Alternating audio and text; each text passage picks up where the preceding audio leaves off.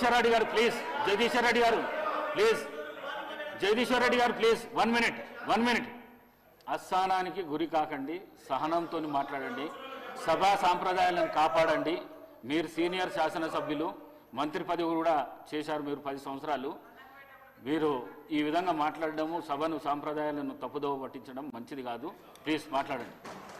అధ్యక్ష ఏ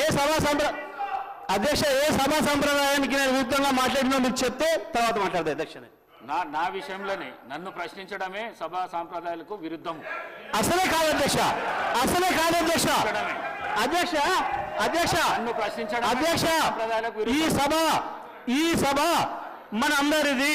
ఈ సభ మా అందరికి సమానమైన హక్కులు ఉన్నాయి. మా అందరి తరఫున మీరు పెద్ద మనిషి మాత్రమే ఆడ కూర్చున్నారు తప్ప ఈ సభ మీ సొంతంగా కాదు. ఈ విషయం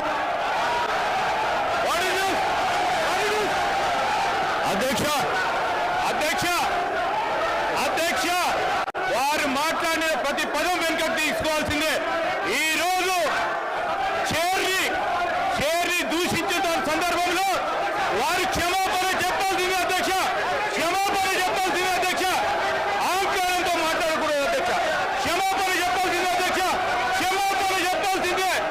ఈ రోజు చేర్ పైన దూషణలు చేస్తూ బెదిరించే కార్యక్రమం చేస్తూ ఈ రోజు వారు చేసిన మాటలు విషయంలో తప్పకుండా జగదీశ్వర్ రెడ్డి గారు వారి పార్టీ పూర్తి స్థాయిలో క్షమాపణ చెప్పాల్సింది అధ్యక్ష.